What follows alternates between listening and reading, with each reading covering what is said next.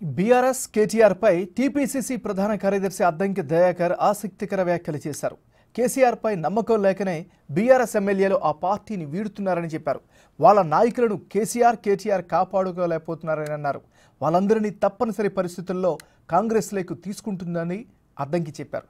వాళ్ళ వైఖరి నవ్వు తెప్పించేలా ఉందని చెప్పారు. పార్టీల ఫిరాయింపులు అనేవి కేవలం తెలంగాణలోనే కాదు, దేశంలోనే ఒక తంతుగా మారిందని అద్దంకి అన్నారు. పార్టీ ఫిరాయింపులు అనేవి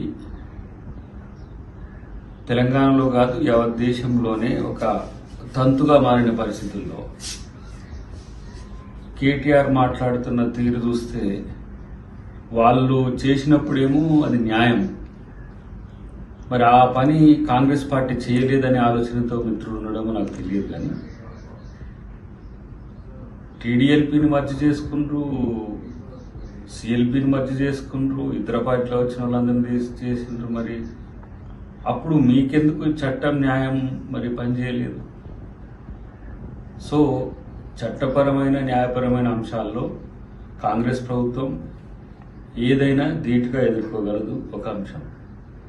రెండవది, వీళ్ళు మాట్లాడుతున్న తీరు పార్టీలు మారిన వాళ్ళ మీద వాళ్ళను ప్రజాక్షేత్రంలో ఓడగొడతాం, వాళ్ళకు బుద్ధి చెప్తామని చెప్పినప్పుడు మరి మీకెందుకు ఆ సిగ్గు లేదు? మీరెందుకు దాన్ని ఆ రోజు ప్రోత్సహించిండ్రు? మీ వల్లనే కదా ఇప్పుడు తెలంగాణలో ఈ పరిస్థితులు వచ్చినాయి.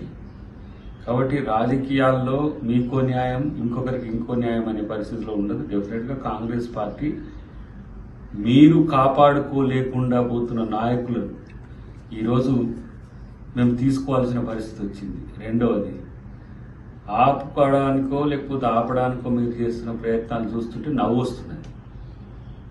ఇప్పటికైనా రాజకీయాల్లో సరైన పద్ధతిని ఎంచుకోవడంలో బీఆర్ఎస్ ఫెయిల్ అవుతుందనేది నా యొక్క భావన.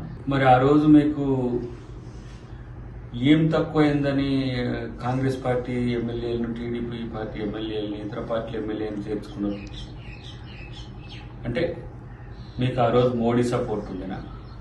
లేకపోతే బీజేపీ మొత్తంగా ఇట్లా చేయమని చెప్పి మీకేమని చెప్పిందా? 61 సీట్లు వచ్చినప్పుడు అదే పని, 88 సీట్లు వచ్చినప్పుడు కూడా అదే పని.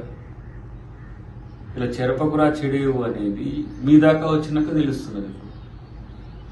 మీ ఎమ్మెల్యేను మిమ్మల్ని పట్టి ఉండలేకపోతున్న పరిస్థితి ఎందుకు వచ్చిందో ఒకసారి ఆత్మపరిశీలన చేసుకుంటున్నారా?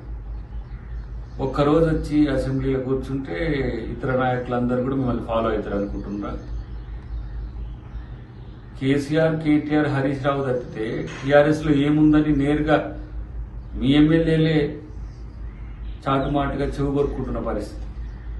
ఈ పార్టీ కొనసాగుతుందా అనే ఒక అనుమానంతో ఒకటి, రెండవది ఎప్పుడు బీజేపీకి అమ్ముడు పోతారనే ఉద్దేశంతో కూడా మీ ఎమ్మెల్యేలు కాంగ్రెస్ పార్టీ వైపు చూస్తున్నారు. మా ముఖ్యమంత్రి గారు అన్నట్టుగా మీరు కూల్చుతామని అంటే మేము కాంగ్రెస్ ప్రభుత్వం నిలబెడతామని చెప్పి ఎమ్మెల్యేలు వస్తున్న పరిస్థితిని గమనించాల్సిన అవసరం ఉంది. రాజ్యాంగబద్ధంగా, చట్టబద్ధంగా కాంగ్రెస్ పార్టీ ఎప్పుడు కూడా దేనికైనా కట్టుబడి ఉంటుంది. తెలంగాణ ఇచ్చిన కాంగ్రెస్ పార్టీనే కుమ్మేయాలని, కాంగ్రెస్ పార్టీనే కమ్మేయాలని, కాంగ్రెస్ పార్టీనే మొత్తం ఈ రాష్ట్రంలో, దేశంలో లేకుండా చేయాలని చేసే కుట్రలు ప్రజలందరూ గమనించారు. కాబట్టి అలా కాంగ్రెస్కు పట్టం కట్టిండ్రు. ప్రజాస్వామ్యయుతంగా ఏ సమస్య వచ్చినా ప్రభుత్వం ఎదుర్కోవడానికి సిద్ధంగా ఉంది, కాంగ్రెస్ పార్టీకి కూడా అందరం సిద్ధంగా ఉంది.